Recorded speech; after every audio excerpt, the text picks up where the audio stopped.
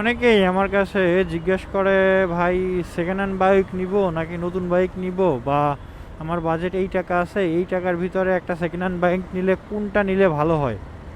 তো আমি অনেকরে বলি, ভাই আপনারা নতুন বাইক নেন। মানে আমি ম্যাক্সিমাম লোকরেই একটা কথা বলি যে ভাই নতুন নতুন বাইক নেন। মানে আমি সবাইরে এই এটা দিই, কারণ ইউজড বাইক ভাই কেন জানি না আমার মন টানে না। এখন কথা হচ্ছে, যদি আপনি নতুন বাইক নেওয়ার মতো টাকা না থাকে, এখন আপনি নিতে পারেন, ধরেন আপনার বাইকটা বেশি না, 3000 4000 কিলো চলছে, ঠিক আছে, 4000 কিলো 5000 কিলো চলছে, এরকম বাইক দেখে যদি নিতে পারেন তাইলে ঠিক আছে, সেটা আপনার আলাদা হিসাব। কিন্তু এখন আপনি একটা 30,000 কিলোমিটার চালানো বাইক কিনছেন, ধরেন আপনার বাজেট আছে 2 লাখ টাকা, আপনি 2 লাখ টাকায় ধরেন এখন মনোটন পাবেন নতুন। এখন আপনি নতুন নতুন মনোটন আপনার পোষাবে না, আপনি 2 লাখ টাকায় কি নিলেন, ধরেন 2 লাখ টাকায় আপনি একটা কোনো ভালো গাড়ি নিলেন। ভালো গাড়ি যেমন ধরতে পারেন আপনি এই এফআই নিলেন, জিক্সার এফআই, আর অথবা আপনি হর্নেট নিলেন,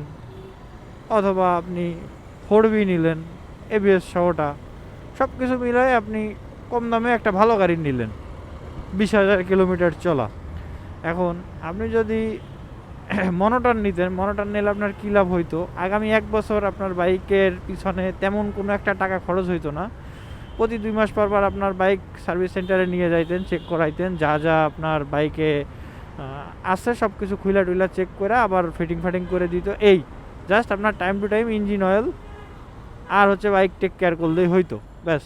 আর আপনি একটা সেকেন্ড হ্যান্ড বাইক নিলেন, নেওয়ার পরেই আপনার প্রথমে যখন মাস্টার সার্ভিস দিতে যাবেন, 20,000 কিলোমিটার চলা একটা গাড়ি মাস্টার সার্ভিস দিতে গেলে আপনার নাইলেও 5-10 হাজার টাকা খরচ হবে ওইখানেই। আপনি মনে করেন আপনার সর্বোচ্চ টাকা ইনভেস্ট করে আপনি একটা গাড়ি নিলেন, এখন ওই গাড়ির পিছনে তো আপনার খরচ বাঁধলো 10,000।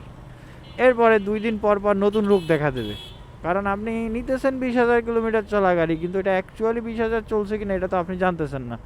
এখন ওয়াইডিডি চেক আপনি করে করে নিতে পারতেছেন কিনা, বা আপনি করতে পারতেছেন কিনা, ঠিক আছে, আপনি মিটার টেম্পারিং গাড়ি নিচ্ছেন কিনা, এগুলো তো আপনি খেয়াল করতেছেন না, ঠিক আছে। নর্মালি আপনি দেখতেছেন গাড়ি, নিতেছেন গাড়ি, আর নিয়ে এইভাবে মারাটা খাচ্ছেন।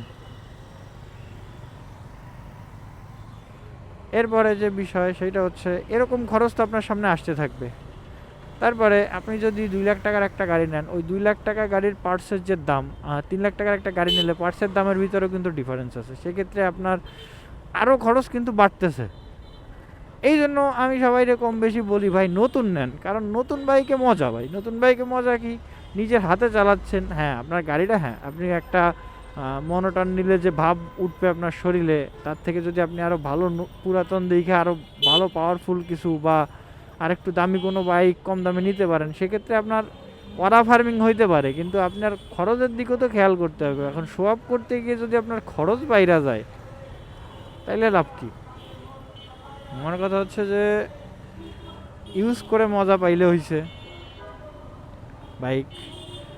আর লুকস খারাপ না ভাই, বাংলাদেশের ম্যাক্সিমাম বাইকের খারাপ না। আমি নর্মালি এই যে দেখুন, আপনার এর মাঝে একটা ভাইরে বলছি, তার কাছে বাজেট ছিল 1,80,000-এর ভিতরে, সে বাইক নিবে পুরাতন। তা আমার মেসেজ দিছে, ভাই এফআই বাইক এইগুলা এফআই পাওয়া যাবে কিনা।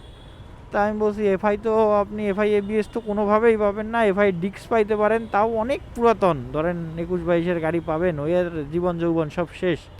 আপনি জাস্ট খোসাটা কিনবেন, কেনার কয়দিন পরই ইঞ্জিনে হাত দেওয়া লাগবে, ভালো কথা। সে আমারে, আমি পরে বলছি, ভাই আপনার যে বাজেট আছে এই বাজেটে আপনি এক্সট্রিম লন। এক্সট্রিম গাড়িটাও মোটামুটি খারাপ না, লুকস টুকস ওভারঅল সব কিছু মিলাইয়া, ঠিক আছে। এখন এক্সট্রিম বাদে আরও অনেক চয়েস আছে, ঠিক আছে, শুধু যে এক্সট্রিমই চয়েস এমন না, আরও চয়েস আছে। এখন আমি তারা বলছি এক্সট্রিম নিতে পারেন, নতুন নেন না, তার এই বাইকটা পছন্দ হয়, এখন সে তো কিনছে। এখন কেনার পরে কিছুদিন পর পর আমার, এই কিছুদিন আগের কাহিনী, কেনার পরে আমি বলছি, ভাই আপনার বাইকের একটা মাস্টার সার্ভিস দিন। তাই মাস্টার সার্ভিস দিতে হবে না, গাড়ি ভালোই রান করতেছে। এখন মাঝে মাঝেই মেসেজ করে, ভাই এই সমস্যা হয়েছে, ওই সমস্যা হয়েছে, কী করণীয়। এখন আমি তো সেম বাইক চালাই, এজন্য আমার কাছে প্রশ্ন করে, যে কারণে আমার মনে হইলো যে এই টাইপের একটা ভিডিও বানাই দেই। কারণ যেহেতু আমি ভিডিও বানাচ্ছি, আমি যে কোনো টাইপের ভিডিও বানাইতে পারি। আর আমার ভিডিও সবসময় আমি চেষ্টা করি, যারা আমার ভিডিও দেখতেছে, এইটা ক্লিয়ার করে নিই জায়গাটা, আমি সবসময় চেষ্টা করি যারা আমার ভিডিও দেখতেছে তারা যেন আমার ভিডিও দেখা কোনো কিছুতে উপকৃত হয়, ব্যাস এতটুকুই। মনে করেন আপনারা যদি একটু ভালো কিছু বইলা বা ভালো কিছু ইনফরমেশন দিতে পারি, আমার কাছে এটা ভালো লাগে। তো এই কারণবশত আপনাদেরকে বলা, আপনারাও যদি বাইক নিতে চান, বাইক বলেন যে কোনো কিছু যদি নতুন নিতে পারেন, হ্যাঁ জিনিসটা হোক একটু কম দামি, দেখতে একটু খারাপ হোক, কিন্তু আপনি ইউজ করে মজা পাবেন। নতুনের মজা পাই ফিলই আলাদা। আরেকজনের জিনিস চালানো জিনিস।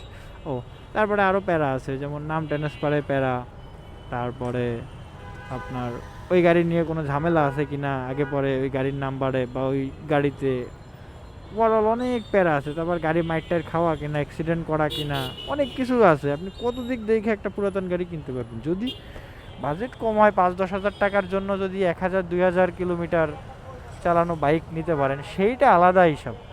2000-3000 কিলোমিটার চালাইলে কিছু হয় না। এক্ষেত্রে আপনি বাইকের পারচেস ডেট দেখতে পারেন। ধরেন আপনার বাইকের আপনি নিছেন 3 মাসে, আর যে মালিক সে নিছে 1 মাসে, 2 মাস সে ইউজ করছে, 2 মাসে আর এমন কিছু হয় না। ঠিক আছে, এইরকম গাড়ি দেখে নিতে পারেন। তো যাই হোক, এইটুকু জানানো ছিল আপনাদের। জ্যামে মাথা আমার নিজেরই খারাপ হয়ে যাইতেছে, আপনাদের কথা আর কি বলবো।